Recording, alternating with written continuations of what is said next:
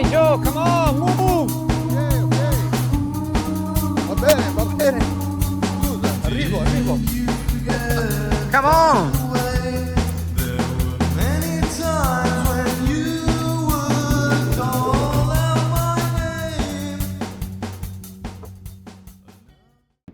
Hi, my name is Joe Alva, CEO of Poseidon Industries. We're the makers of the T-Rex and the Hybrid Cycle. It's a new innovative stone fabrication solution for making countertops. And today we're going to start our episode, Crafting Success, the entrepreneurial journey in the blue collar industry that we're in. And today's guest with me is a longtime friend and customer, but more a friend, I think, now. These days, after how many years? 13? Has it been? I was gonna say 15. I think I had hair still. Can't remember nothing, so it's all good. CEO of Assured Flooring and Countertops, Jessie Harrell, is with us today from Baton Rouge, Louisiana.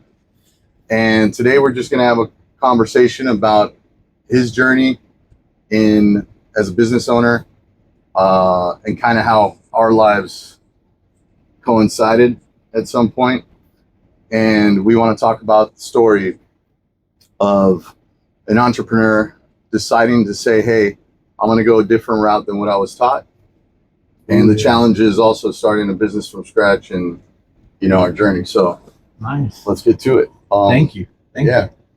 So, when did you start? Like, when did you, I know you started working when you were younger. If we were like probably 2 or 3 months later doing this, I could say 20 years to the day. Oh, really? Yeah. In countertops? Yeah. Okay. I could say, if we were 2 or 3 months later, I could say 20 years to the day. Something we're going to round up, man. Yeah. All right. 20 years to the day.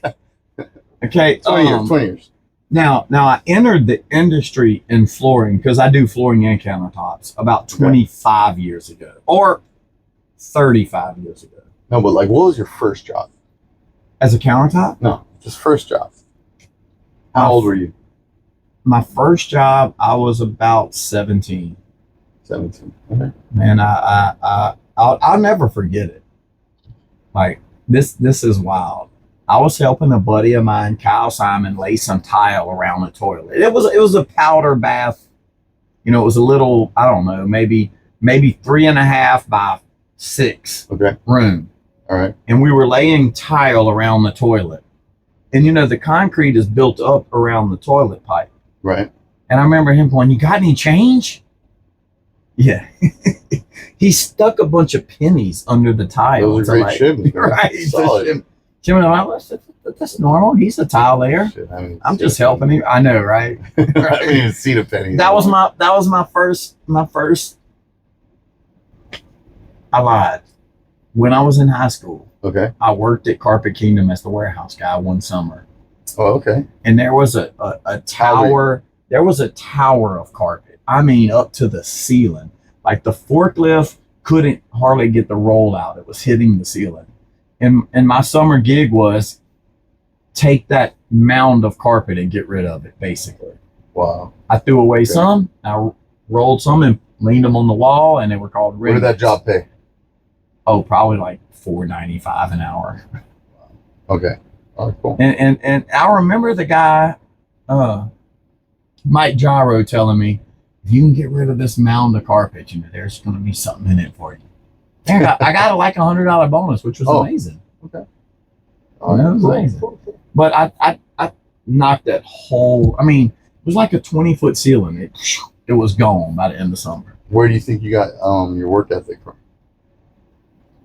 I think that was definitely my dad and my grandpa. My grandpa had polio, he had like a messed up leg. But I remember as a child watching him, he did it all. Everything you did with 2 legs.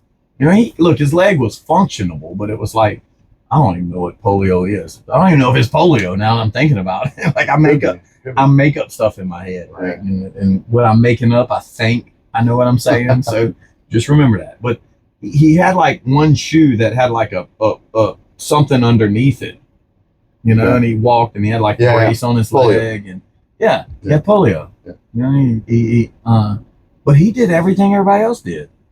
And I remember him modifying his tractor. Never made excuses. Never made excuse. He got it done. Yeah. He got it done every time, no matter what. Just as my father did, you know. Sure. No matter what, the car broke. Hey, look, it was running the next day. It didn't matter what it took. You know, it like your windshield wiper sprayer went out. He rebuilt it. I don't even know how you do it nowadays. You throw it away and get a new one. You don't complain. You go solve it. Yeah, he just solve the problem. He would on the fence. I remember as a young child, my dad wheeling his dirt bike through the fence. He just fixed it. You know, he just rebuilt the fence. And as a 5-year-old, you're like, my dad just rebuilt the fence. That's cool, you know? Yeah. So I think it came from them. Like, it didn't matter what it was. They got it done. Yeah. It got to happen, period. End of story. There was no excuses. There was no, I was tired. I didn't feel good. It just got done. So now, it's definitely a genetic. You got some good work ethic, some good hard work values. Also, you grew up in Baton Rouge, right? Mm-hmm. A lot of conservative values, Christian background, family. I'm not going to say, I don't want to say that. I am. Look, it's on my treat others the way you want to be treated. I think it's the golden rule. Which is a lot of the basis. Yes, a lot of religions, right? Listen, it's the basic. It don't get really any simpler. You don't need the 10 Commandments, really. No, you just... That's like more detail, right? Yeah. They were like, we thought we covered everything with the golden rule, right? That's all you need. Treat others as you'd like to be treated. That's it. Right? Stick to that. That's pretty... Yeah. Hey, I'm gonna do you like I want you to do me. Yeah. Period. Yeah. End of story. By the way, in case we didn't mention it, don't kill anybody. Right? Exactly. Like, do you need that? I don't know if you ever saw that movie. I have all these 1980s. So I have an older brother and sister, right? Okay. And they were born in the early 70s. And so like everything they watched, I had to watch it, right? So I remember this movie called History of the World, Part 1, with Mel Brooks. You remember Mel Brooks? Yes. Oh, bro, come on. So he walks up and they go, this is what really happened. And you see Moses on the top of the mountain. He walks up with the 3 tablets and he goes, I present to you these 15, and he slips and he drops one of the tablets and he goes, these 10 commandments. That's hilarious. But yeah, stick to the golden rule. But so you started at this carpet job, and then you got the other job as the tile thing.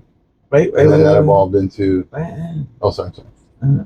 So I was cutting. So I started cutting grass after this. Oh, okay. And this carpet job was my first lawn business. I went up to that guy because I knew him, and he had a business. Right. You know, and I worked for him once. And he had a lawn.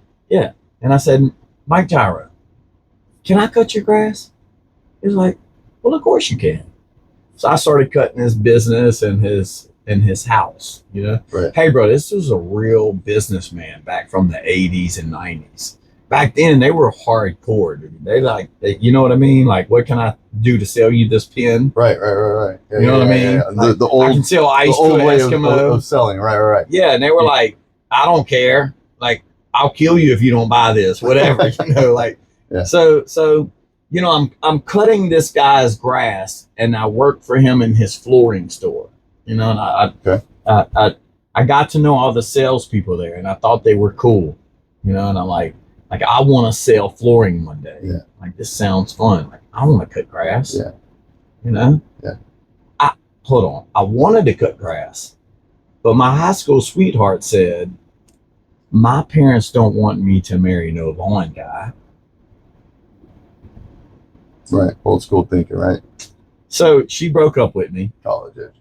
Yeah. Oh, no, she was going to be a doctor. Yeah, of course. Doctor, lawyer, architect. Yeah, she was going to be big things. And I was a grass cutter. And her parents did not want her marrying a grass cutter. You know, a lawn guy. Right? So she broke up with me. That's all right. I found another girl, you know, and my lawn business put the other girl all the way through college. And I'm gonna skip some stuff. Yeah. I'm gonna just go to this. I like we bought a new car, you know. Yeah. We bought her a new car. Right. When we bought her this story, but I know you got a lot of time to edit, so I'm gonna keep going, you know, with the story because I think you want to hear it. Have you ever heard this story? No. Okay, you're gonna love this story. I really think you're gonna love this story. I'm gonna say some stuff that I think we can edit out. All right. Can I do that? It doesn't matter. I'm not worried about being Okay. PC. So this my girlfriend wanted a boob job. Okay. Okay. And she wanted a new car. I had bought her a Wait, brand. I mean breasts. That's Breasts. the proper nomenclature. I'm Yes, just kidding. I'm Go not ahead. proper, All right. just so you know. I had just bought her a brand new Alero. But Oh, Alero wow. That's a isn't Cadillac. as, Beautiful. I don't even know what it It's like is. a Buick. It's a Chevy, I think. Like it? I don't even know what it is. They don't make them no more, All right? No. I just bought it because somebody I knew worked at the Chevy dealership and said, this is what you need to get. It's a nice, cheap car, and you need to get it. I'm like, okay, right. I went and bought her a brand new Alero. Where her friend had a Poseidon. So she wanted a Poseidon. Right. Volkswagen, brand new Poseidon, leather. It's a nice car. Yeah, it's a very nice car. Yeah. And she also wanted a boob job Right. at the same time. They're both valued at about the same price. Boob job is here. Car's here. Really? Come on, man. Back then? Well, even today. Like, Is it? do I don't you know. get another car every I never got a boob quote. Do you get a car? Wait, financially a car No, is that's way what I up meant. here. That's what I meant. Oh, you're talking like priority in the, The priority the in- woman's brain or your brain? Male's brain. Oh, Like, okay. you don't care what your what your wife drives. Oh, no, absolutely not. It doesn't matter to you what she Because drives. you're driving most of the time. Exactly. You just want Yeah. her to be pretty and like attractive. Every male wants that. I want her to have an amazing personality also. Of course. She must have that. That is where you start. You know what I'm saying? Personality, get you a car. We got a lot of editing. We got a lot of I know, editing but to this do. is real. This is real. Personality, you got to have. We can get you a car. Yeah. And then if we convince you, But we you can want get her you to a be new job. but you want her to be pretty and polite. Yeah, Of course. 100%. Well, hold on a second. Let's talk about that for a second. This is a little off topic. I like. We're supposed to be talking about entrepreneurship. No, we're gonna get back to it. All Don't right, worry. We but- got plenty of time. But plenty of the time. reality is, like chemically, as humans, we find women or men, right? Women find men attractive inherently, chemically, if there's a physical sign that he's healthy. And signs of health is obviously if you're slender, if you're athletic, if you look strong, because that in the old world, right, before we were so sophisticated, meant you had a better chance of survival. If you're out in the wilderness, I like right, it. in the middle of agree. ancient Egypt, you gonna go for the pudgy guy to protect you, or you gonna go for the guy that looks like a he's been- barbarian. You're barbarian built. Right, Conan, right? Yeah. You see Conan. Same thing happens with men and women, right? Like if a woman is slender, voluptuous, Smart. but Quick also thinking. right, you don't want to go around with the town floozy, right? So she has to value herself. Yeah. Most women that value themselves, they're pretty smart, they're pretty intelligent, they have value in their brain to offer people. So I think the physical, people are like, oh my God, you're so superficial. No, it's not about that. Is that people that are healthy by default are going to be more physically attractive. People that are physically healthy. I agree with what you're saying. I just got a little confused with default. Do you make yourself healthy or are you naturally healthy? Well, hold on a second. People have better genes for sure. There's some people that are born with good genes. Yeah, of course. For sure. Okay. You see, my father, he had great genes. Guy always had a six pack. Okay. Right. My mom, I'm not that I expected her to have a six pack, but my mom, she really didn't do exercise. My dad, when I was a kid, I'd walk around the house and he'd be doing push-ups every morning, crunches. So he also invested in his health, physical activity. My mom never really worried about working out or doing aerobics or doing anything like that. Okay. And as a kid, I feel like I got like the dark side and the good side. Like if I go to the gym, I'll get in shape really quick. Okay. But I love to eat. My mom loves to eat, right? So that plays into it. Also your habits.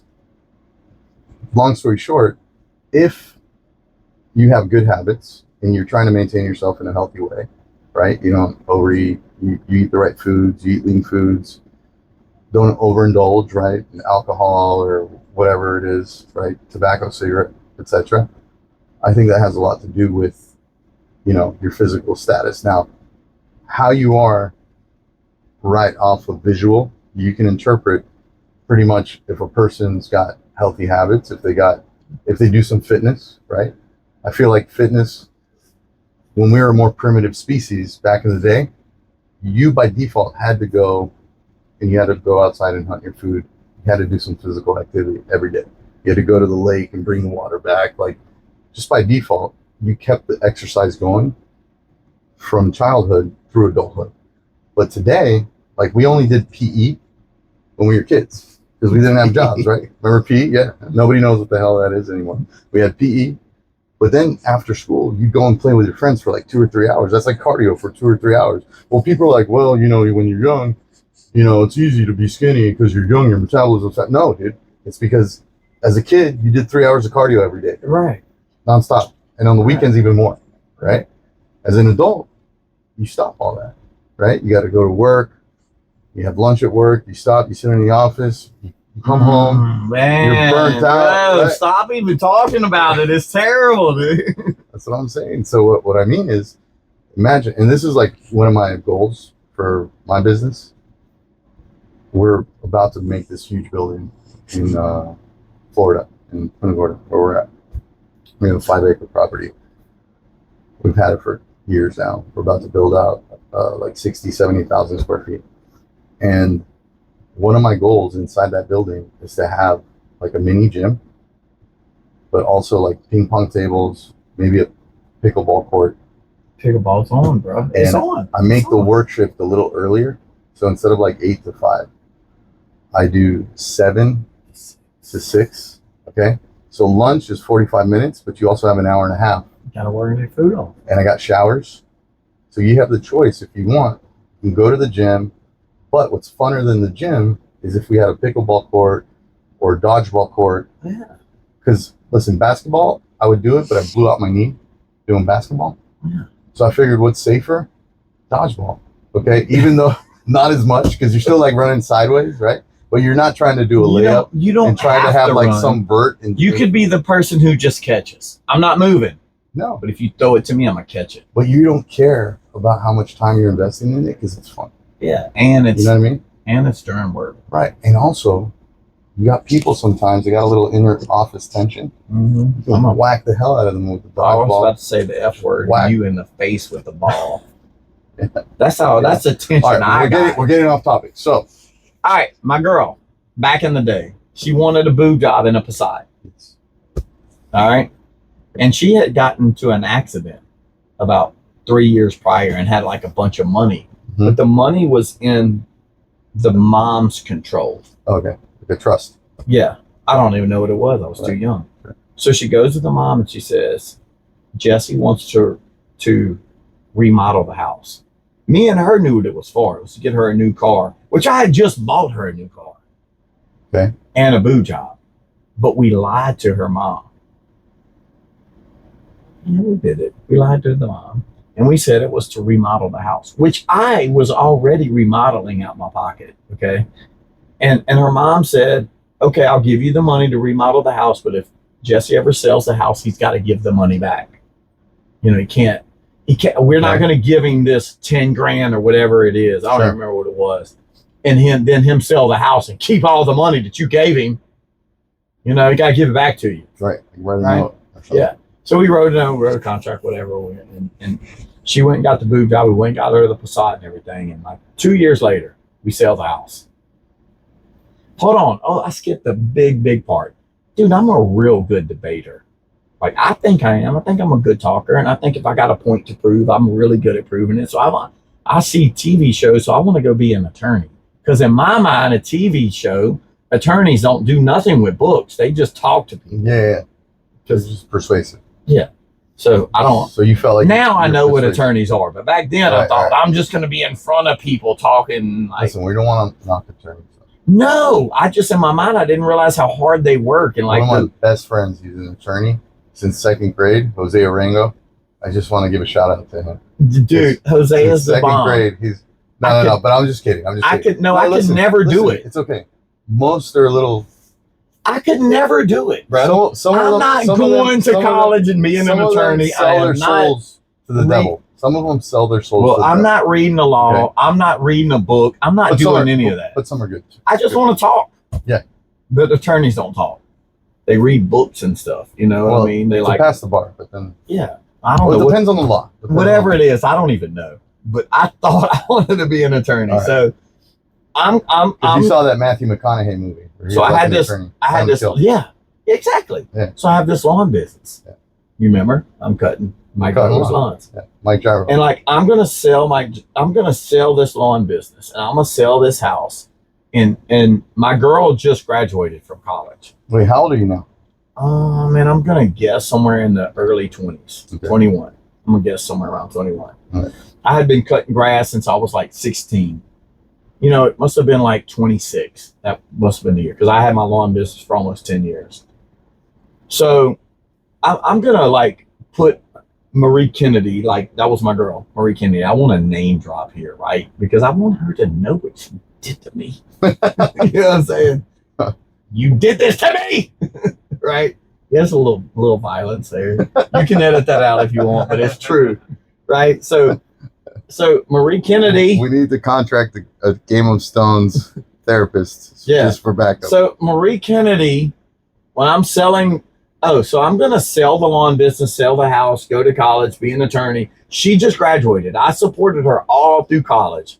Boob job, car, house, food, fun, everything. Yeah. Courted her all through college. She gets out of college.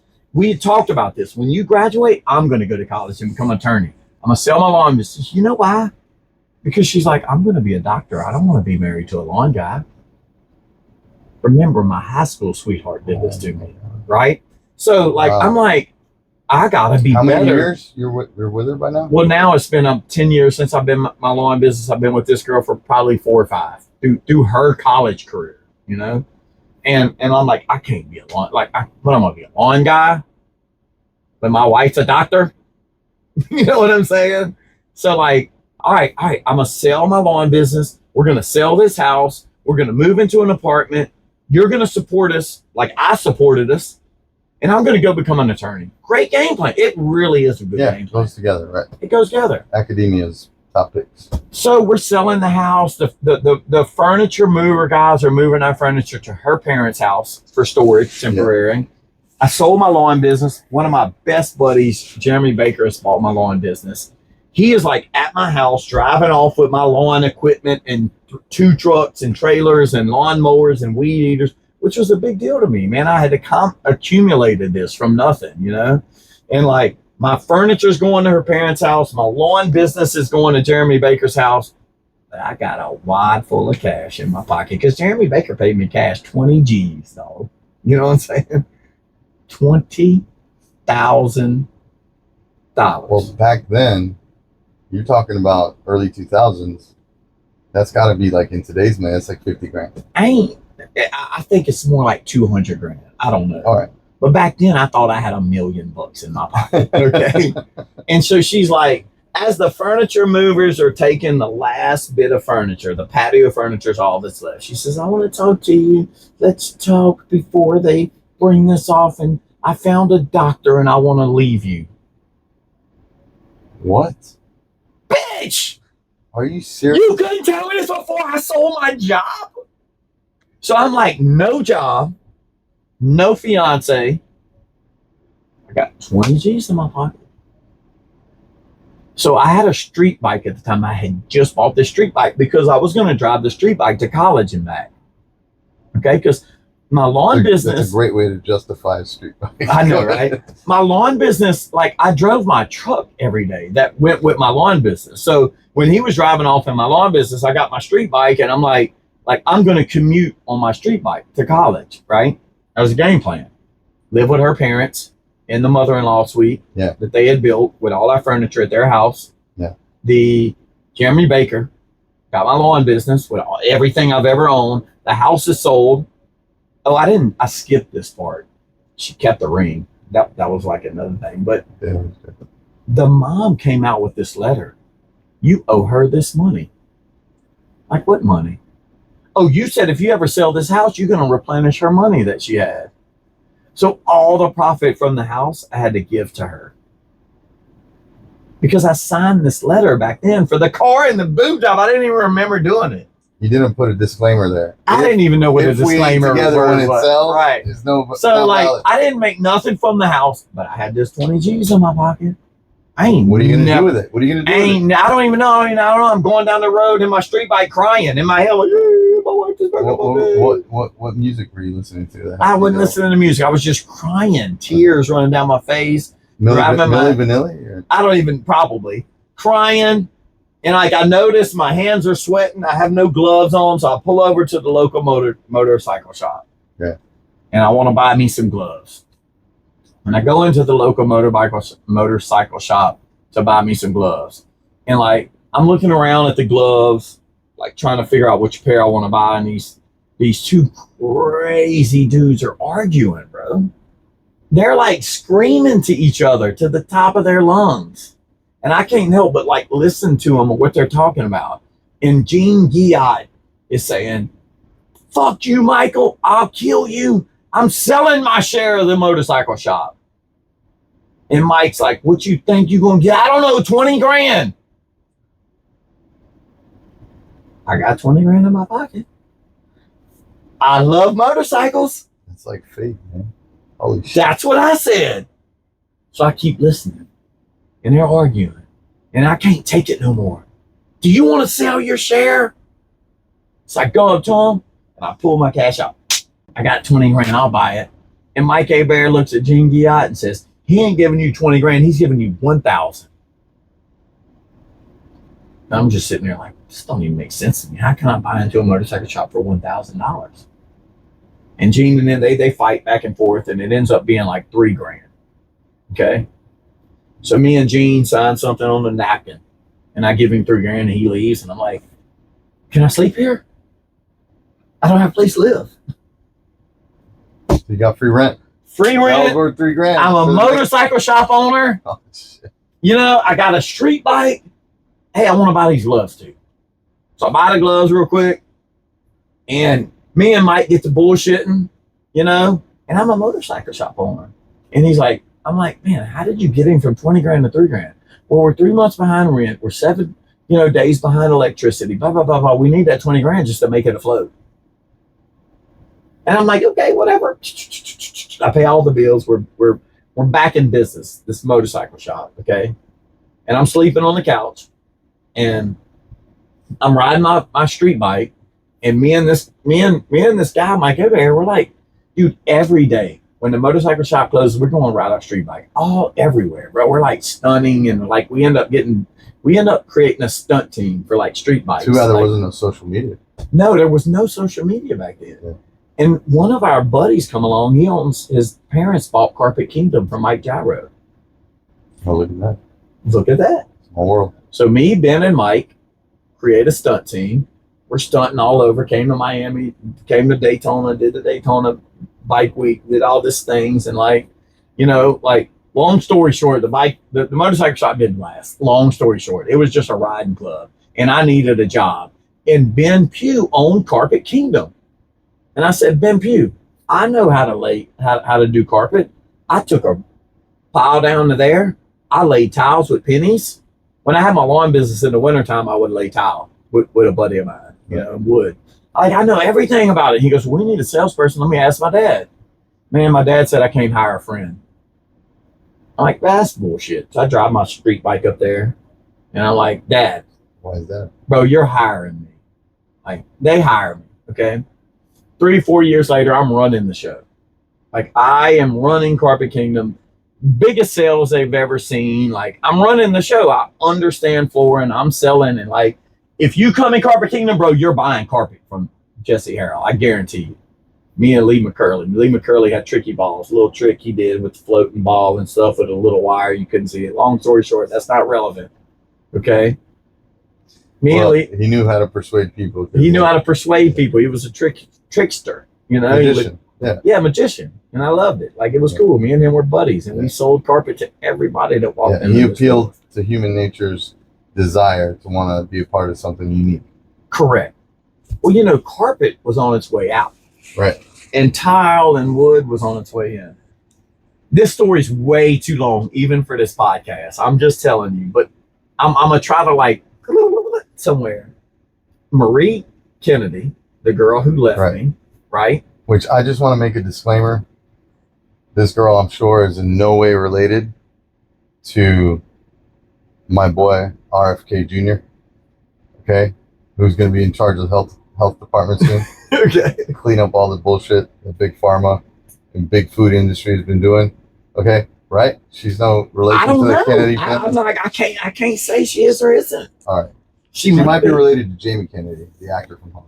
Go ahead. I mean, look, hey, bro, she's cool. She's nice. She's all that, whatever. I'm not like knocking her. If it wasn't for her, I wouldn't be where I am today. If it wasn't for her leaving me and taking my diamond ring and all my money and everything and all my furniture and everything on the day that like, if she didn't do that to me, I wouldn't have bought into that motorcycle shop. I wouldn't have met Ben Pugh. I wouldn't be stunt riding. I wouldn't have lost everything I owned. And next thing you know, I'm working at Carpet Kingdom selling flooring. So now you're at Carpet Kingdom. You know everything about the floor, but because of Carpet Kingdom, you probably learned a little bit about tile, cabinets, countertops. Everything. Right? You're in the house. So I'm in the house. Yeah, you're doing. This is back, dude, before granite was even a thing. What year was this? This was 25 years ago. So what? 98. 98. You wasn't putting slab granite, dude, on counters back in 98. That's when I got into the industry. Yeah. Like it was just starting now. Yeah, I was 18 or 19. Yeah. So Marie Kennedy had a sister, Joy Kennedy. Then now Joy Weiler, right? Brian is her new. For all you folks in Baton Rouge watching this. Man, Brian is the shit, dude. We're gonna talk about him later, right? But so Marie and Joy were sisters, okay? Sure. And there was this dude that loved Joy, bro. He loved her. And he wanted me and him to be brothers. Now, we were tight, kind of like you and I are. Right. It's like if you liked my wife's sister, you're like, bro, we're about to be brothers. Like, dude, let's do it. We're going out to dinner tonight. Like, we're doing it, bro. We're doing it. Yeah, we're doing it. Yeah. And he was a builder. And I'm going to cut this story long to short. He's like, I'm going to build you a house at cost. You're going to finance it. You're going to live in it free for 2 years. Then you're going to sell it, make a bunch of money. Okay. Long story short. This is back in my days, bro, where I don't even know what I'm doing. I sign these papers. But when you work your butt off, Lady Luck has a tendency to favor. Correct. Hard work. I worked my butt off. This was when I was. But you got angels pop up in this your was life. Bro, I'm favored. This was in between lawn and selling carpet. Yeah. And like right there, you know, when she just left me and he's trying to get in with the sister and I'm trying to still be in with her and we're trying to bridge all this, you know? And like, he's like, I'm gonna hook you up because you're my little brother. You know, we're gonna be brothers one day. And like, you know, so Paul Sewell builds this house for me, right? And it's in a time of my life where I can't even think straight. You know, my girl just left me. I'm not even thinking. A lot happening in a short. And I signed these papers, dude, in a nightclub. Okay, like in a nightclub. There's nightclubs in Baton Rouge. Well, there's this place. There's a CJ. There's this cigar bar place, right? Okay. And this back then you could buy a house based on what's called stated income. You didn't have to prove anything. You just said, I make $100,000 a year. And they said, okay, you got good credit. Here you go. Here's a house. Back then. So it was basically more personal credit. Yeah. And I had good credit because when I had that lawn business, everything I bought, I would put on this credit card. Weed eater, I put on the credit card. I pay it. Gas, I put on the credit card. I pay it every month because my mom taught me. Yeah. Like, this is how you build credit and this is what you do. And I did it. Like, everything went on this credit card and I paid everything off at the end of the year. So Paul Sewell built this house for me. I forgot I signed these papers in the nightclub because I was probably drunk, right? Being honest. Nobody in the stone industry drinks, so I didn't look. He's like, buy this house. Let's not mention that. You're gonna get this house. Like, you're not gonna have to pay for it for 2 years. Like, I'm gonna sell you this house for $200,000. You're gonna take a loan out for $300,000. The $100,000 you're gonna pay the note for a year, and then after 2 years, you're gonna sell the house for $500,000. You're gonna make an additional $200,000. We're gonna do it again. And I'm like, dude, I ain't never seen nothing but $20,000. You know what I mean? It sounds good. I don't even believe him. worth a shot. But all he wants me to do is sign my name on this paper, so I do. Here we are a year later. I'm selling carpet. Bro, I'm hustling, dude. I'm doing it. I'm selling carpet. But if you come in, bro, you're buying carpet. I guarantee you. Because I'm going to find what you need, because you want carpet. So I'm going to find what you need, and I'm going to give it to you. I'm not like trying to persuade you. You need carpet. You're in the carpet store. What color you need, what shade whatever you need, I'm going to find it, and you're going to buy it, right? What price you need it, whatever it is, I'm going to help you. You're taking down every barrier. And then he comes in one day, envelope with some keys in it and a check in it for 50 grand. I open it. I'm like, what's this? And he goes, it's your house.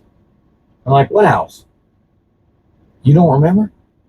You know, you signed you bought this to your house. And I'm like, bro, I thought it was a joke.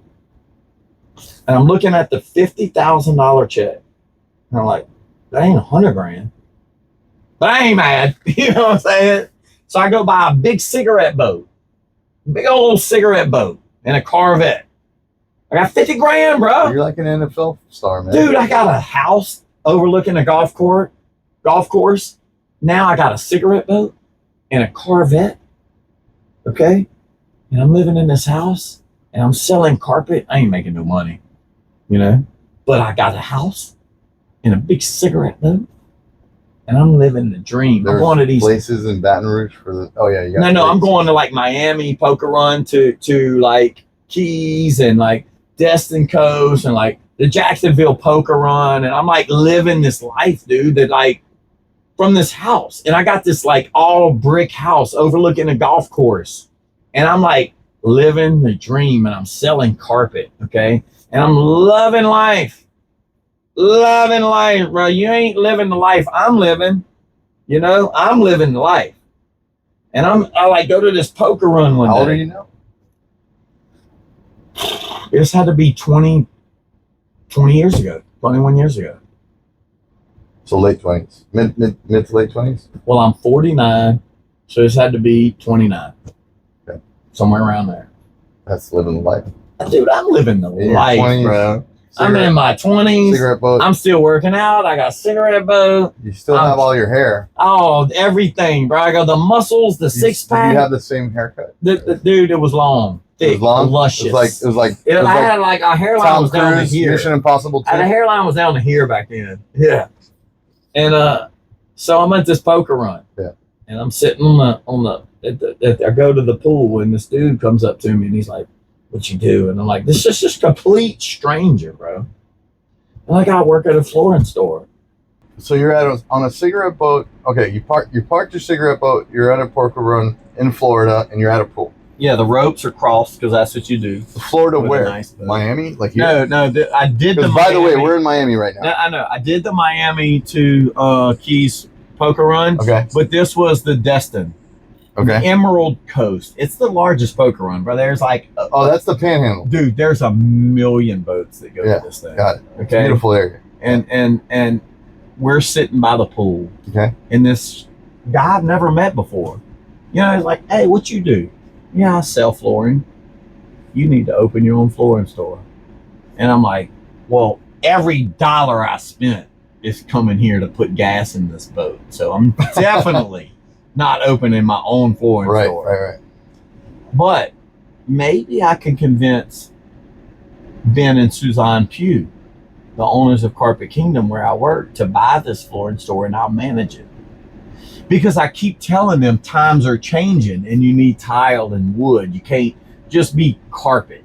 Because back then you put carpet in the living room, bro, the hall, everything, right? Well, now times are changing and you're doing wood. No more Formica. Granite's becoming more affordable. Things are changing. Well, granite's not in yet, right? Not yet. Right. Not quite yet. Yeah, not in Baton Rouge. 1980s, yeah. So I'm asking this guy, and I'm like, where's it at? What do you want? Well, he owned the building.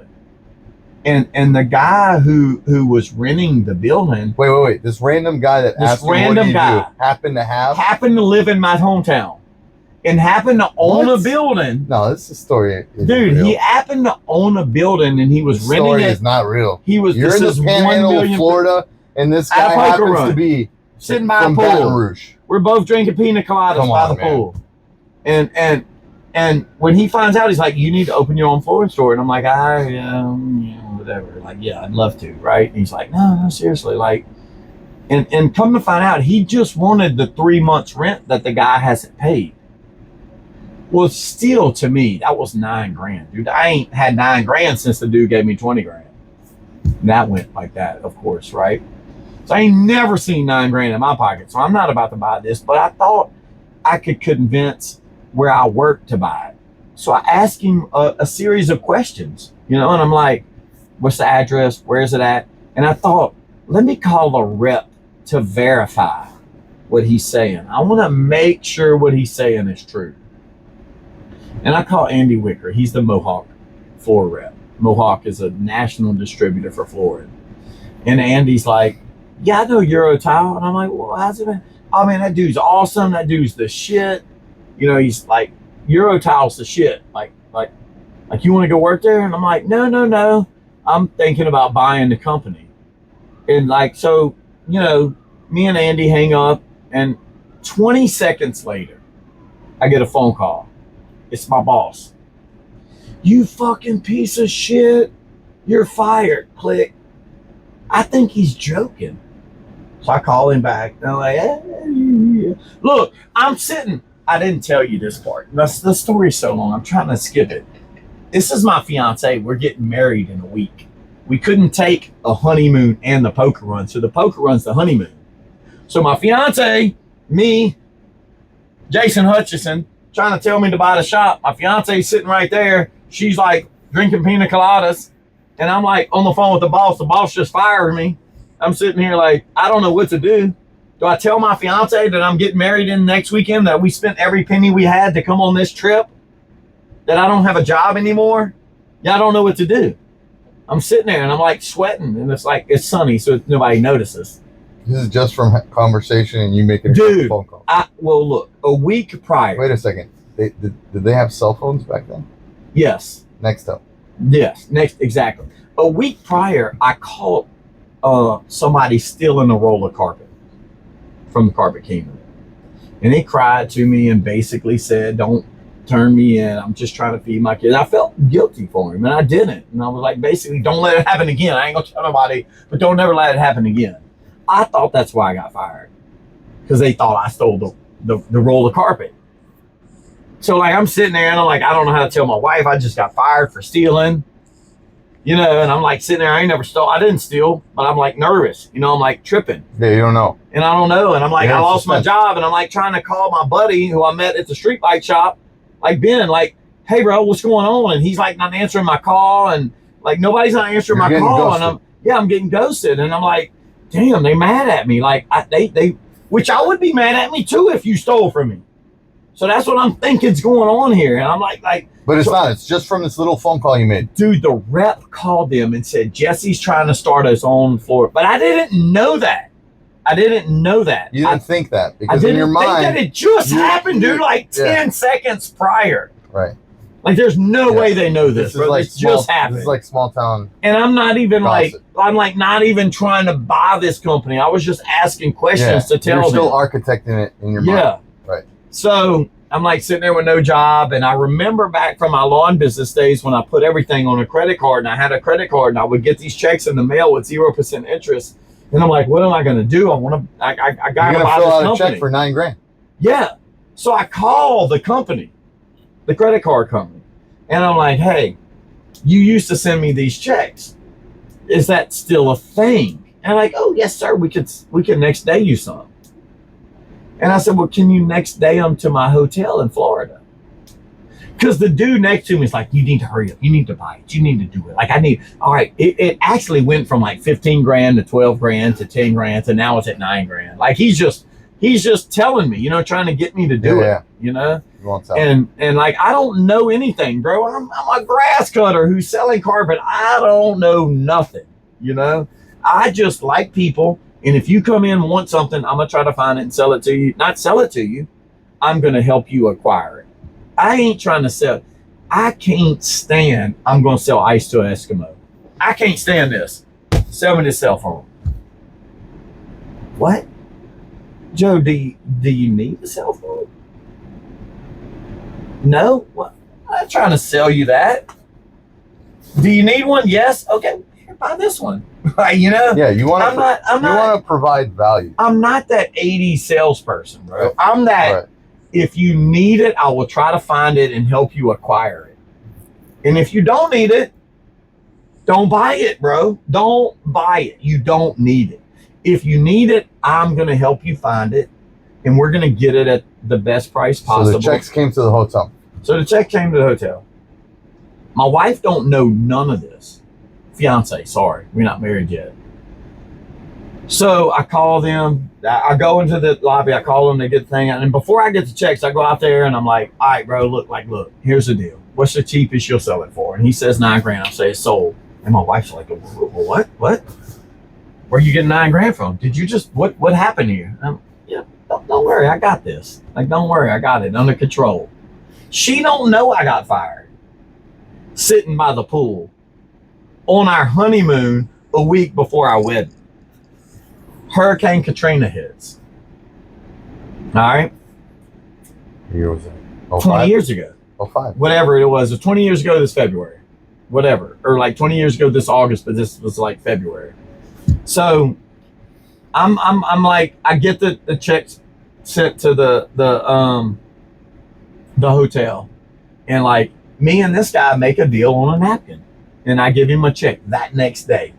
It's the day of the poker run. We meet before the boats take off, and I give him the check, and I didn't realize what I was doing at the time, but all I was doing was signing a lease to a building that he had everything in the building. Okay. I didn't realize it at the time. Like that, I'm just signing a lease, a 3-year lease, 36-month lease. Here's the deposit, $9,000. I'm due another $3,000 in 30 days. Okay. She's freaking out. I explained to her what's going on. We finish the poker run. We party. We have an amazing time, right?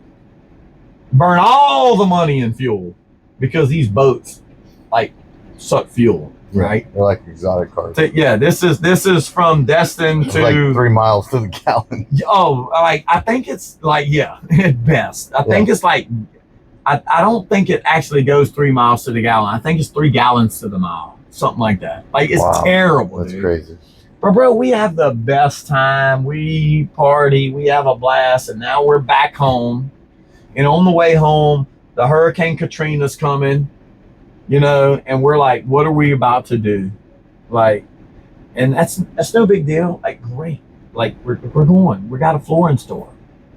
I'm completely out of money. The credit card is completely maxed out. I had no idea what all it took. I need to get QuickBooks. I need to get printer paper. I need to get ink. I need to get staplers. I need to get trash bags. I go into this thing and every sample he had was really outdated. I had to update stuff. I had to get this thing working. I had to go get a business license, which I picked Assured Flooring. Let me tell you why I picked Assured Flooring. This was back in the phone book days. Hey. Who remembers the phone book? Alphabet, yeah. Alphabet. Hey, my lawn company. Thank God you didn't do advanced. Listen, I know, right? My lawn company was called All Seasons, and my flooring company's called Assured. It all had to do with the phone bill. I wanted to be first when you turn the flooring in the phone book, So, so that's why it's named what it's named. And I wanted you to be rest assured, feel assured. We got the deals for you. That was my slogan back then. I thought it all up on the way home from the poker run to the house, right? It's all right, ready, So here we are. We're back home. We spent all the checks from the credit card. There's nothing left. And all that's left, the last piece of the puzzle is get the power turned on in my name. It's the last piece of the puzzle. They want a $500 deposit. I ain't got $500. It's everything's gone. The money's gone. The credit card's gone. The checks are maxed out. What'd you do? So I go and I open up a flooring store with no power. And I got a poster board. And I'm out on Perkins Road, tile sale. When I bought this company, there was 3 pallets of 4x4 tumblestone travertine. And back then, I remember that. everybody wanted tumble travertine on the backsplash. Everybody. I got it now in my bathroom. Yeah, everybody wanted it on the backsplash. So I'm like, I'm going to go sell these 3 pallets. I had a Noche, a light, and a gold color. I can't remember the name. It might have been called gold. Dorato. I can't remember. But I had these 3 pallets that I got with the business. I'm going to sell these travertine, and I'm like, I'm going to make some money on this, you know? So I'm out there, travertine tile backsplash for sale. And I took a tile, like rack where you put the tiles in there on the 45 for sale by the road. This is a very like busy road in Baton Rouge. And I'm out there with a poster board with the tile rack with the slate and the, you know, the 99-cent tile and all that stuff. And I'm like, tile sale. I'm just waving it with the building behind me with no power. And comes in Mike. Oh, man, I skipped the part about the gloves. The gloves for remember the street bike? I was going down the road and I didn't have no gloves. I pulled in the street bike to buy a pair of gloves, and then I ended up buying a street bike shop. Yeah. Remember that story? Yeah. So I bought these gloves, and then I bought a street bike Michael shop. Jackson gloves. I bought these street bike gloves. I pulled into the street bike because I'm crying in my helmet because my fiance just left me and I don't have no street bike gloves, and I'm driving my street bike. You can't ride a street bike with no gloves.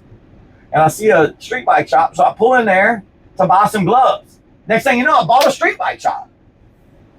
Because he happened, hold on, there's more to the story. He happened to have $20,000 cash $20,000 in my pocket. And the guys were arguing, and he's like, how much you want to sell your part for? And the guy's like, 20 grand. So he overheard it. So he's like, I have. Yeah.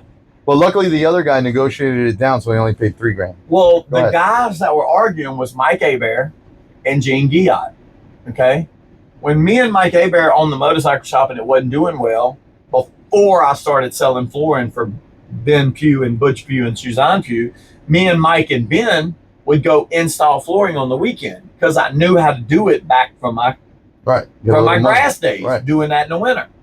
So when I was a floor salesperson, Mike Hebert became the top installer. You know, he took what we learned from the motorcycle shop. And so he saw you selling the tile on the street? He's the one who saw me selling tile on the street, and he ripped in there and he's like, I want to be partners with you. And I'm like, Mike, I done invested 20 grand off this credit card. Like, you got 20 grand? He goes, I'm calling Papa. And he showed up 10 minutes later with 20 grand. Power's on. Me and Mike Hebert's business partners. Okay. We're selling this tumblestone backsplash. He's installing it. I'm selling it. He's installing it. I'm selling it. 2005. This had to be 20 years ago, pretty much almost to the day. And then when did you get into countertops? All right. So we realized we were doing tile granite at the time. Which is cheap because they sell the cheap tile granite because it's thinner. It's like 3/8. Yeah, you put it on plywood. Because in Italy. But if you could do the island slab and like the perimeter tile, you were the shit, you know? And I met this guy and he's like, man, I want to do all your islands. Wait, what do you mean when you say perimeter? Like up against the wall. Oh. Was like tile and just the island was a piece of slab. So tropical brown was very popular. Wait, so the countertops against the wall were tile? Were tile. Granite. And the island was slab.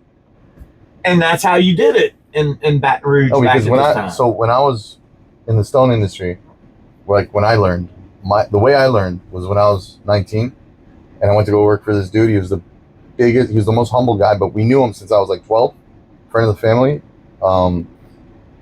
The name of the company was CMI, Casale Marble Imports in Delray Beach, which is like West Palm. And I went there in an off summer because I was studying pre-med in University of Florida on an academic scholarship because my mom was working 3 jobs. So, you know, same conversation, right? Like be an attorney, lawyer, engineer, whatever. And so, long story short, I learned everything about granite because he was very humble. So he never said like, hey, at the time he had a $12 million a year company importing travertine, granite slabs. He was cutting blocks in Italy and getting them polished and cut by the guys that would do the overflow for Antolini, Granitex, all these guys. When they would sell containers and they got an overflow, their factory couldn't handle any more production, they would send the blocks out to these companies to cut and polish the slabs. Emerald Pearl, Blue Pearl, Giallo Veneziano, all of that. And so what I did was I came in and I cleaned up and organized and made like a system to record this per square foot price of all these containers that we were cutting the block. So I'd have to get the cubic meters. Long story short, I learned that the blocks that are not good for doing slabs, they call them informi in Italian, which means out of form. And so the informi, they would cut them into tiles of 12 by 12s. And I remember they'd be 3/8 thick, which was way thinner than the travertine because they were so hard, because it was granite, that it wouldn't crack, and it had like a uniform consistency, like tropical brown and all that. So those granite tiles were a huge score because they were cheap, because they weren't going to do anything with those small blocks. They couldn't make slabs. Nice. And that's probably where they got 1,000,000%. We would put the tiles on the, like up against the wall, and the island would be slab. Right. And so this was just happening in Baton Rouge area. And a guy came to me and said, listen, I want to do all your islands, you know?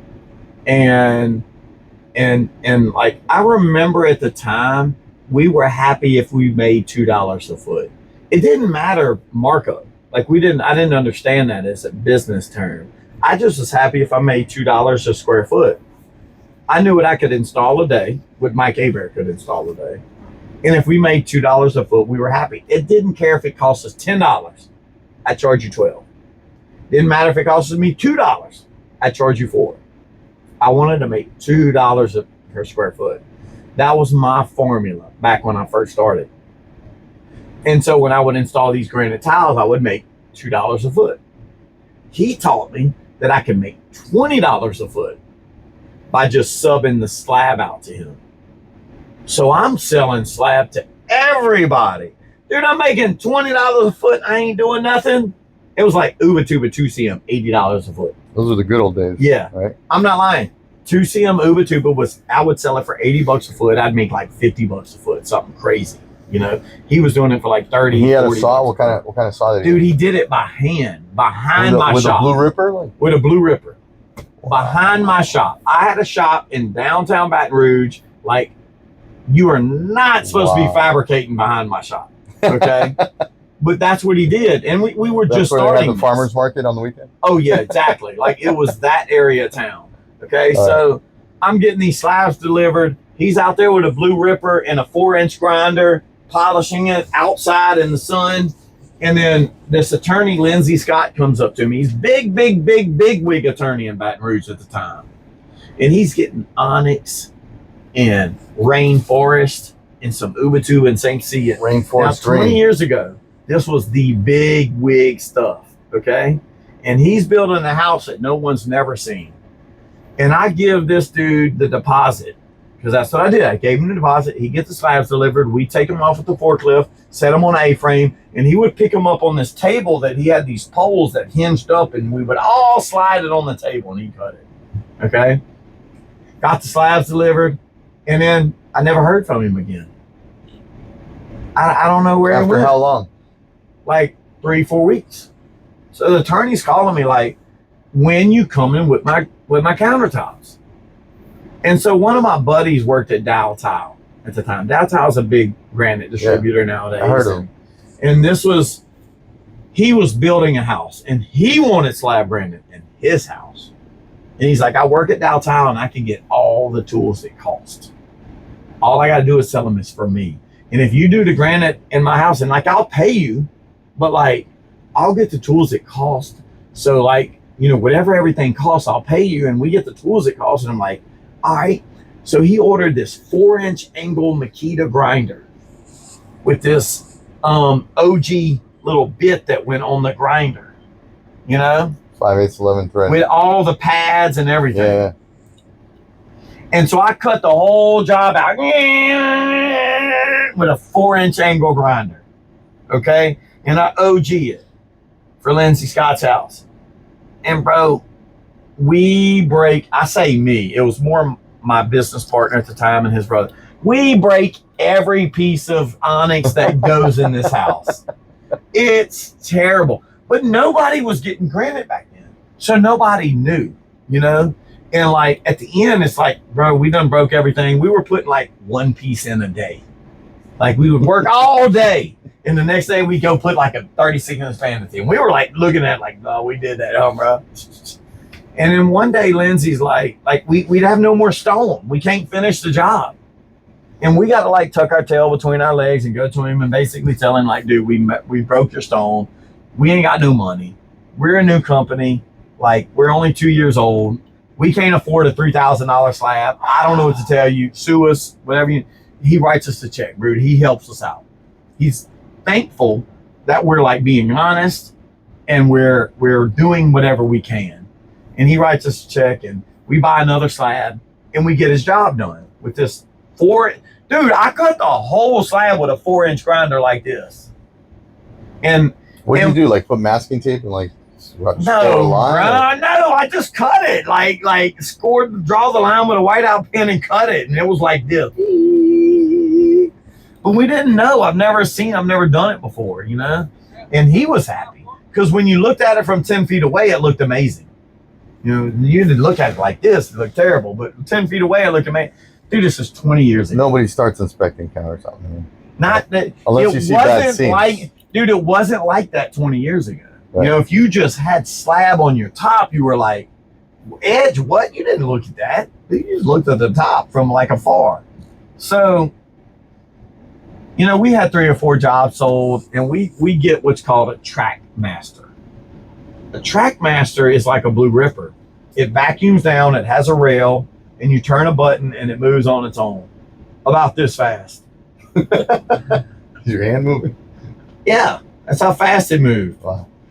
And so at the end of the day, we made like 2 or 3 cuts on this slab all day long.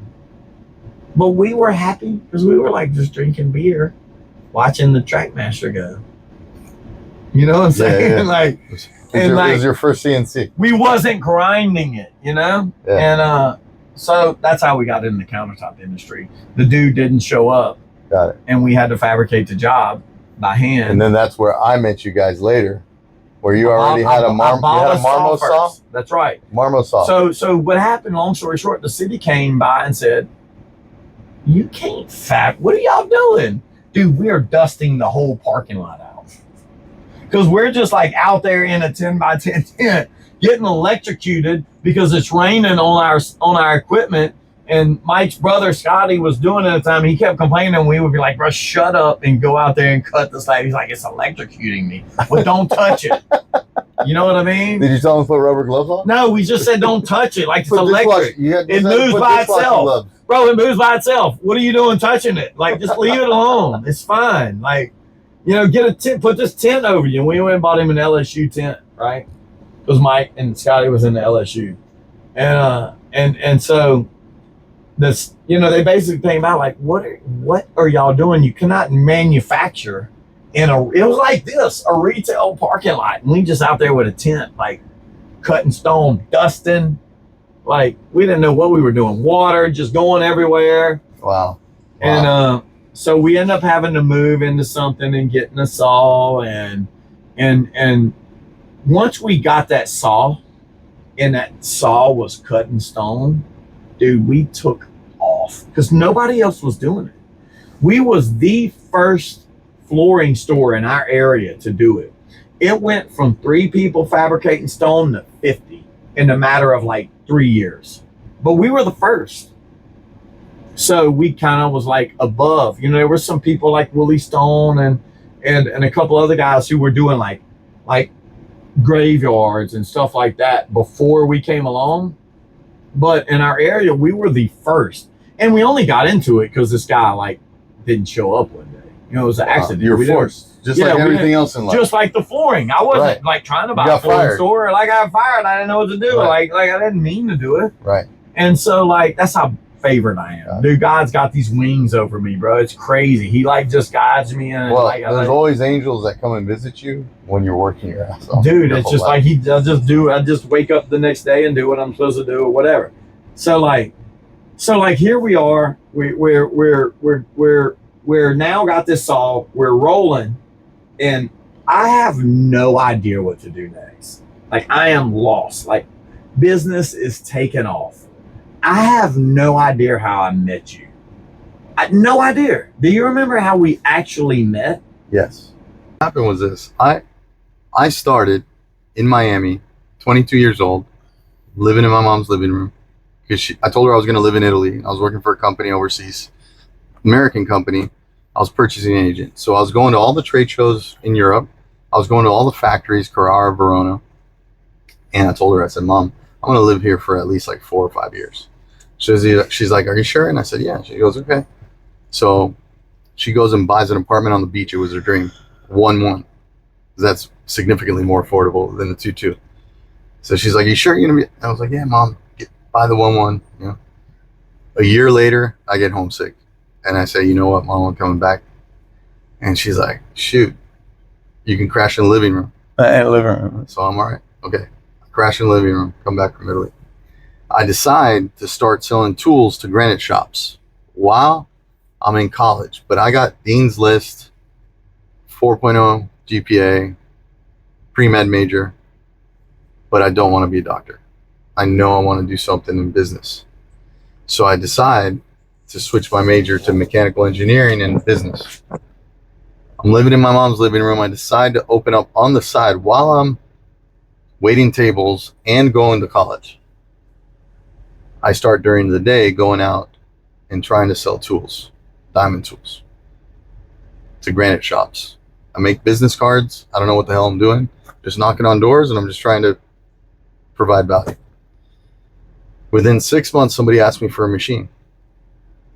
So I call up the gentleman that's selling me some tooling in Italy, and I say, hey, where can I get Italian saws? This gentleman asked for like a pre-owned Italian Terzago, it's called. Really solid machine. And I find him the saw refurb by a guy named Mauro Zanoni. Still friends with the guy. He happened to be one of the founders of Donatomi. But at the time, this was 1990. This was 2000, the year 2000. So I moved this saw and I'm like, wow, like nobody's doing this. I see kind of like a niche of the market. This is an opportunity. And nobody wants to do it because it's a pain in the neck. You're putting your whole stress on the line. Like if somebody has a problem with the machine, they're going to be calling you, right? And nobody wants to do it. So I said, you know what? I'm going to do it. 22 years old, right? I start selling machines. I turn that into a multi-million-dollar business. So by the time I'm 27, 26, I'm doing $4 or $5 million in tooling and machinery sales. I have a team of there's only like 6 of us. I don't have any kids. I don't have a fiance or anything. I'm just focused on business. And I think I'm on top of the world. I have like 7 or 8 real estate properties in Florida. And I just bought this warehouse in North Carolina because Miami was getting very expensive. This is about 2007, 2008. Buy a warehouse in North Carolina because I'm going to start building my own saws. Because right now I'm selling saws for other companies. And I'm repping Ravelli CNCs out of Bergamo. And I'm repping Edge Machines. My company name at the time was Spectra. And so everything stops. The market dies. In 2009, I get a call from the bank saying, hey, you know somebody could go pick up this machine and store it for us? Yeah, sure. We can do it. So we start picking up all these machines really fast and sending the pictures and the progress reports really well to the banks. And so the banks end up asking us, hey, can you pick up this machine? It's called Breton. But yeah, it's a Breton. We can pick it up. Oh yeah, it's a Northwood. Yeah, it's a Park. So we start taking all the machines in the industry from all over the United States. We start picking them up, taking them out for the banks, bringing them back. Banks don't want to pay storage on them, so they're like, hey man, buy these machines back from us. And so we start buying them back. So we think we can flip them quick. But these customers are a little reluctant because they're going to get charged massive fees to reinstall them. They got no warranty. They got to do training. They don't know what rabbit hole they're going in because I can't give them a warranty. And what if they have to buy a spindle? Spindle's $25,000, all right? And so I end up trying to make lemonade out of lemons. I hook up the machines to power and I start fixing them. And I taught myself the machine, how to run it. Then I would take the G-code file in the machine, send it to my CAD CAM guy in Italy, and he'd make the post processor for it. And then the post processor, we test it at night in the air to make sure it all cycled properly. Once it was ready to go, we packaged it as a CNC package with tooling, vacuum pods. Then I started calling Blick Industries. Hey, I got a Breton, I got a Beamatech. Do you know what the height of the cup? Oh yeah, that's and they would look it up because they sold vacuum pods to everybody in the past. And so I started getting all the post processors. So once I would do one Brembana, then I would do all the Brembanas. Once I did one Intermac with a controller that was Ozai, and then I'd do Park, it had Siemens, Breton had Siemens, Northwood has Fanuc. I would go and put my software on all, right? All right. Which is how, so as the banks started telling all the brokers online that had websites like, hey, call this guy, he's warehousing all these machines for us. Name of the company? I became friends with usestoneequipment.com, stonemachinerylocator.com, like all these guys that are selling. And we developed some good partnerships. And then the stonemachinerylocator.com, that gentleman, he said, hey, why don't you take over the website and just cut me in on your gross revenues? I said, sure. So I posted my number on there. But now we had one of the best websites for people looking for used equipment online. And we had a great offering because we were offering installation, training, and warranty. That's how you came across. You probably typed in used CNC, right? Because you're not going to buy a new one at that time. Because it's like foreclosures and short sales. Nobody's buying pre-construction at that time, right? Real estate homes, same concept. So you probably reached out definitely through that website. That's how I talked to you guys. But we never met. We just talked over the phone. Yeah. Hey, bro. And you're like, hey, man, I need a router. That sounds great. That sounds like a great price. I probably didn't even know what I was asking for. Maybe. But I probably didn't even know what the router was. I hope you could tell that. I think you could tell that, we were honest and we had a pretty decent deal to offer, right? Because we were offering warranty, installation, training, and a prorated warranty, and a third of the price of what a router costs, right? So that's how we met. And then you and your partner, I remember, we ended up switching to the Breton, and because the Brembana was a little difficult to get some of the parts for that particular model. That model was from the glass. And I think that they had discontinued it. So it was a little tough getting stuff out of Italy at that time period too, because Italy got beat up with that economic crash. And we switched you to a Breton. Took a little longer than we wanted to. And I remember I said, hey, I'm going to come in and I'm going to deliver the Breton myself. All right. Yeah. And I showed up with the Breton like I promised. Yeah, man. I remember looking at that machine going, it's not going to fit through the door. You remember that? Yeah. It was like way bigger than the door was to the building. Yeah. And you was like, it'll go. I think I made a joke. I was like, we'll just grease the sides. Yeah. I don't know how it got in there, but it got in there. We got it in there. I put our software on it.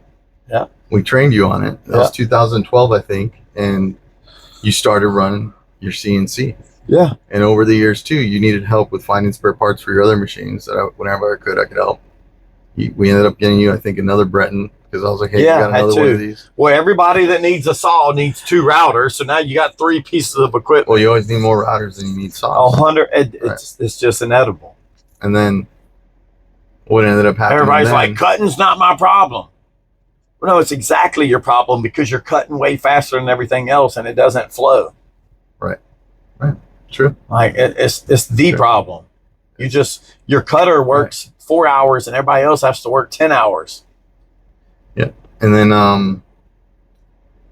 then that's what happened. So I think in 2017, you gave me a call and you were ready to go to the next step because you had beat up all these machines and you had already, before you knew it now. Well, what really was happening was I needed to move. And you needed to move. And it was like, man. I remember you calling me up and you were like, hey man, what are you doing with this Poseidon stuff? Because I had started Poseidon. And you said, tell me a little bit about the Guardian, how it works. Yeah. And we were making 3, which we don't anymore, but we were making 3-axis routers. And I told you, I said, hey, remember how the Breton's 1 tool? We got 2 tools on the gun. That's one thing. Another thing, we're not doing aluminum tables. We're going to do stone table. Yeah, I didn't even register all that, to be honest with you. and I understand why people today don't. You're telling someone today who is just there, bro, imagine this. They're working with a Blue Ripper or maybe a bridge saw that does this. The table's turning.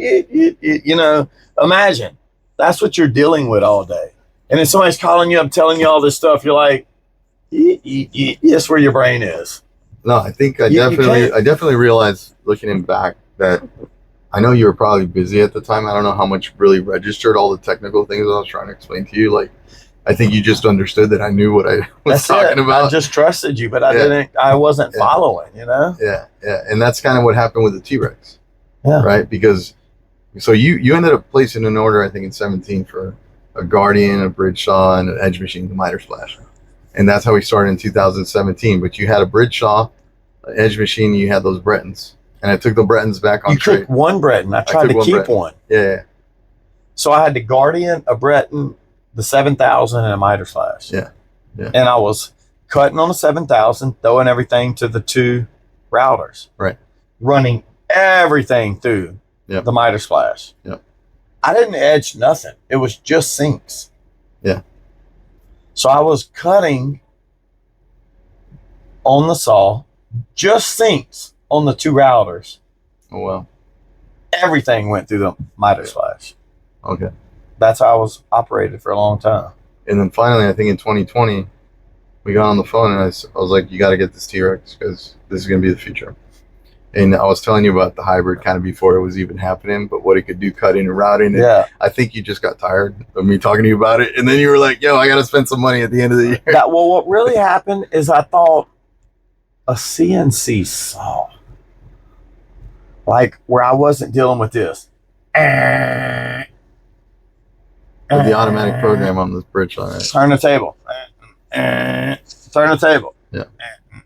Oh, we got one that's not a 45. Line it. Wait, hold on. Line it up. And I think that's how you use the T-Rex, right? You stopped using the saw and you started using the T-Rex as an automatic saw. I actually used them both for a long time. I would still cut on the saw. Oh, that's true.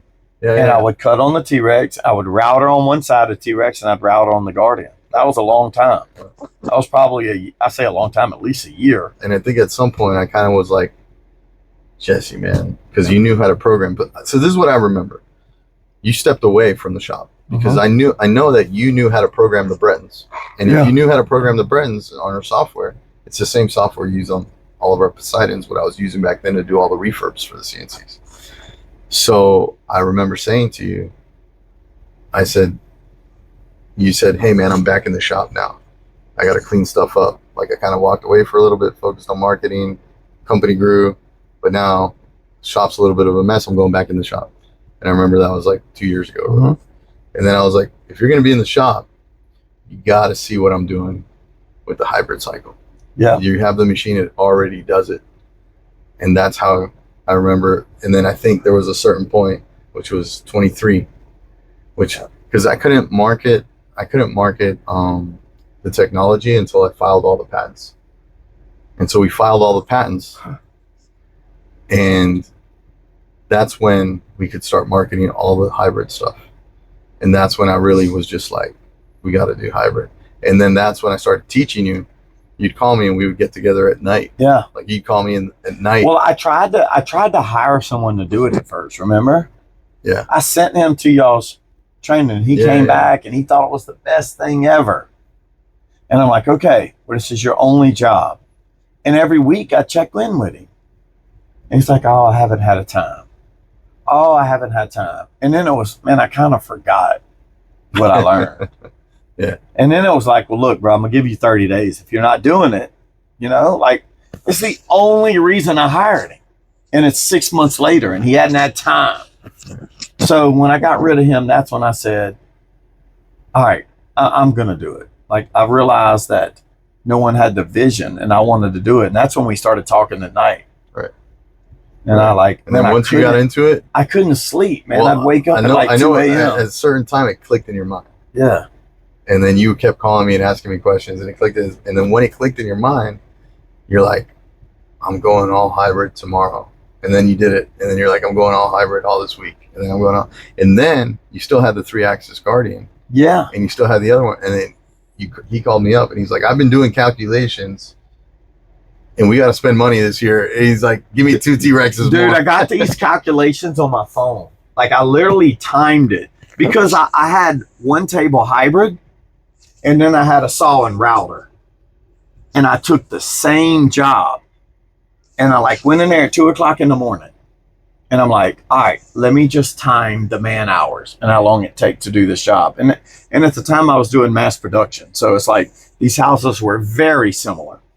Same, maybe they varied an inch. Yeah. You know, they were the same house. Right. And I told myself, I'm going to do everything from programming to operating on one, and then I'm going to do it the other way. You know, I'm going to do it traditional, and I'm going to do hybrid, and I timed it. And when I did it that time, because I wasn't as good on the saw as like a really good sawyer, it was like an hour and a half difference. You know, meaning I hybrid and less steps. Oh, when I ran hybrid, I was sitting like this watching it work. That's where when I was doing the saw and traditional, man, I was moving nonstop, like I was getting it the whole time.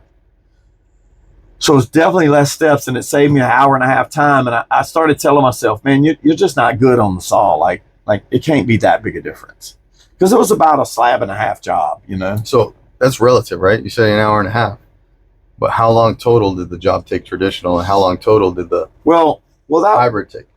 That was total. I like totaled it up. I mean, in reality, if I had two operators and one guy was cutting and one guy was running the router, it probably would only be an hour and a half faster. I mean, an hour faster instead of an hour and a half, because it only takes about 30 minutes to cut a slab and a half. Right. You know what I mean? But still, you're running two equipment, and you got two different operators versus one equipment, one operator. Right. You know? It's not just the time. It ain't just the time. It's the manpower. It's less machines, less man. And it's I always tell this to people. It's the way you scale. I now have one position, as where before I had minimum two. I had a saw guy who had to know what he was doing, and a router guy who had to know what he was doing. Don't you have less programs? Yes. Yeah, definitely. Before, you would have two programs. It's way more. It's not even comparison. Well, we did the video that once, me and Joe Haggerty, and I remember Joe Haggerty being there saying, what you're going to do if it's faster. I'm like, Joe, it's not faster. And he kept laughing. He goes, well, what you going to do if it is? It might be. And I'm like, I've already done it. It's not faster. And so it was late at night. It was after hours. And I remember, like, I said, this is what I want y'all to do. Y'all start a video and video yourself cut. And then we'll stop the video. And then we're going to get all the pieces over here on the router, and we'll start the video and router it. Okay? And so they cut the pieces and videoed it. Then they moved the video camera to the router. And I'm like, man, I like, it's late. I want to help y'all. So I remember helping them set the router up. And we took slab and a half job. That's right. Them. There was two people setting. Yeah, because I was ready to go. It was like 7:00 at night. And I'm like, man, I don't want to just sit here and watch somebody help. And I helped them set it up. And as he started running the router, I remember going like, bro, do I really have to wait? Like, you don't have another camera that we could start videoing? He's like, I got my phone. And I said, perfect. Set your phone up. Video me. I'm going to do hybrid while you're still videoing the router. I, by myself, set both slabs up, cut them and routered them and took them off the machine. And I remember when I took them off the machine, the router was still running. And I'm like, damn, now it's like 9:30. I'm tired. I'm ready to go home. Let me just go ahead and cut another job. Ended up cutting 2 more jobs while the router was still going. Remember, I didn't start till after the router was set up. Right. And it just has to do with efficiency, man. It has to do with the way you oversize the pieces, the amount the Z-wheel. There's so many points, right? The speed that the Z-wheel can go, because it's not, you don't have to route all 4 sides. You just, because where the back and so right now, what does your average week look like? And the type of jobs you're doing, what are they broken up into? Because I think you told me you're doing between 3 to 3,500 square feet, 3,000 to 3,500 square feet a week. Yeah, one shift. So that's our goal. Our goal is 3,000 feet. Okay. And we want to do that in one 40-hour shift. Look, it's been a rough year, meaning we've been getting ready for the third machine, or really the second and third. We've been doing construction, cutting trenches, moving cranes, moving slab. I mean, it's been a lot of construction. It's not normal. I have not had a month where I'm not doing extra out of the box things, right? But even with that being said, you know, we are doing, not we want to, we're doing about 3,000 feet a week. And I have 2 hand guys, which I think I need 3. Hand touch-up guys. Hand touch-up guys. I have 4 operators, so that's 6. And I have a manager, and I have 2 slab movers, which that's including programmers. I got 1 programmer. So you got 10 guys total. I got 10 guys total. I'm gonna say one of my slab movers is because we're remodeling. But that's 3,000 feet. 3,000 feet. But that's not max capacity. No, it's not max capacity. You just got the third dual. I just got T-Rex. the third. I haven't had the third table T-Rex, and I haven't had it for a month for sure. Right. You know, I had it for a couple of weeks. And I believe that I would hit that same number with 4 operators, 1 slab mover, 2 hand guys. Now, I don't have backup, so I want to have a backup. You know, I want to have a backup guy. Sure. And I want someone to manage them. So I'm going to go with a manager and everything. 9 guys is what it takes to run efficiently, safely, not killing anybody. Look, if I had a sweatshop, I think I could do it with 3 operators, 2 hand guys, and 1 slab mover. I genuinely think it would work like that. But boy, if somebody was sick or if somebody came in with a hangover. So you feel like you're covered? 100%. I'm covered with 9 guys. What do you think is the max you could get to with 10 guys and 3 machines working full capacity? You know, I was talking to one guy. He was like, well, showing me his jobs versus my jobs. I do a lot of edge work. When I say a lot of edge work, I don't mean miters, because miters actually go by fast. A lot of polishing, you know, a lot of linear feet of polishing. Let's talk about that. You cut the miters hybrid upside down on vacuum pods. Yes. What do you feel like is the shift in your confidence in doing miters since you were doing them traditional polish face up, compared to doing them upside down? Man, honestly, for me, it was more getting rid of a paper template, going digital. Like, if my digital template guy gives me a good DXF, like, I don't even recognize that it's a miter, meaning it's just a cut. Like everything else, it's just a miter. It's a motor waterfall. What you're saying, to put it in clear, zero stress, clear terms, everybody's living in a world right now when they do miters on pretty much the industry, which is, I call it traditional cutting, which is polish face up on a substrate, which could be mostly a cement table on a bridge saw, or hardy backer or on wood saw jets. Hardy backer on saw jets, which I feel, because when the water jet cuts, it rips into the metal slats, and the metal slats is basically thin pieces of sheet metal that when they get cut open, they expand like this, and they leave these little peaks. Okay, that is impossible to have a perfectly level table. And on top of that, when you put Durock on top of that, now the Durock wants to break, because the Durock's pretty flat, but the Durock is now sitting on something that's not flat, and as you cut into the Durock, it gets constantly beat up. So I would argue that the saw jet table, by nature, unfortunately, is worse than a concrete table on a bridge saw or a CNC saw. Yeah. I mean, if your concrete tables as much, well, both of them, I guess, are as much as you take care of them and change them and replace them. Which is a lot of maintenance. A concrete table is a lot easier to repair than a water jet table, although it's a lot of work and it requires a lot of time. You're, you know, by the time you cement, mill, I mean, hey, bro, that's a day. Right. But basically those two things, like the levelness of the table and then the material thickness varying and then probing on all that, what you're trying to say is that there's no difference to you between a vertical cut job and a miter job, because since it goes upside down, the programming is just mirror image layout. It doesn't. When the blade comes in, it's a perfect measurement. It's straight. You don't care about the thickness variation. There's no probing. And the best part, there's no table maintenance. That's what a lot of people don't understand. When you cut on vacuum pods, there's no table maintenance. Zero. There's no Duroc. There's no slats. There's no water jet tables maintenance. No cement needs to be milled, no cement, re-poured, re-leveled. no milling. None of that. And look, to swap from pods to cutting regular, you know, I don't know what they are, like 3x4x6 mats. I don't know how big they are. You know, you provided them, but what I did was I went and cut these holes in them like that. Okay. I went and put 2 and 2. So if like I'm done cutting on pods and I need to cut something, which happens, like let's just say I'm gonna cut a few 4-inch backsplashes or a curb or a little piece or whatever, and it don't make sense to hybrid it. It's like, hey, grab that side, grab this side. 1, 2. I mean, within 15 seconds, we're cutting traditional. It's not like it takes zero time. Program.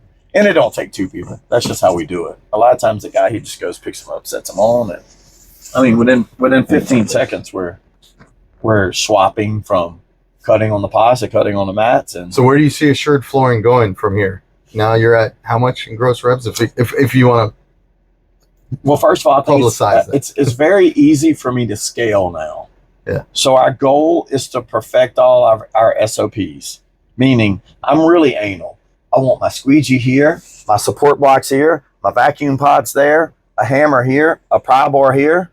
Hey, guess what goes here on the next machine? Squeegee. you got redundancy. I want it all the same. Well, your model is basically inline edger, T-Rexes. Easy peasy. Look, no more routers, saw, I have 2 CNC positions. saw. I have 2 positions. I got a hand guy and an operator. Operator, T-Rex, and a hand. Because the hand guy, it's easy to teach them how to run pieces splash through the edge. Dude, you do that 30 minutes after you're employed. Inline's easy peasy. You can be here 30 minutes and you're running pieces through there. There's no training really to that. You know? Edge polisher. I said 2. I should say 3 because I have a slab mover position, you know? Yeah. And so where I see us, because it's easy to scale, we feel very confident to land more accounts. I can see me running like an 8-hour shift from like 6, 7, 8, 9, 10, 11, 12, 1, 2, 3, like 6 to 3. And then of like a full staff of like 9 people. And then shift 2 from like 3 to 7 for like 2 people, just 2 people. And then I got an after hour shift running machines, you know, 2 guys running 3 machines. Like I don't have no hand guys. I don't have no slab movers because all the slabs are in place already. And they're spitting pieces out on this machine, getting them carts ready for the hand guys in the morning. When the hand guys come in there, they go through them carts. So I see us doing dual shifts, you know, but it's not bringing on a lot of people. It's just bringing on 2 more people and getting me another 4 more hours out of my machines, which is going to get me another 300 feet a day. So you're talking 11. Crazy added ROI for low incremental overhead. That's right. Awesome. No more cost. Just, you know what my cost is? To go from 700 feet a day to 1,000 feet a day. And look, we're being conservative. If I did shower panels where it's like I'm cutting a 60 by 72 inch piece and only polishing the top, come on, man, I would do 1,000 feet in 8 hours, no problem. That's not what we do. You know, we got a whole lot of splashes and a whole lot of edge work and a whole lot of sinks, whole lot of faucet holes. You know, my business model, I think, is somewhere around 8 kitchen sinks a day and 32 vanity sinks a day and somewhere around 100 faucet holes a day. I mean, you're talking about like, it's a lot of technical work that I talk to some people. Oh, we don't drill faucet holes on our machine. Like, what? Oh yeah, the installers do that. No, we do everything, you know? And so we're talking a lot of technical things. We're not just taking them off the machine and like finishing with 2 grits. We're finishing it on the machine. I venture to say, from what I'm hearing and just being in shops for the past 23 years and analyzing production rates, you're probably one of the most efficient shops I think I've heard in the country. Man, I Honestly. appreciate that. We feel very inefficient still.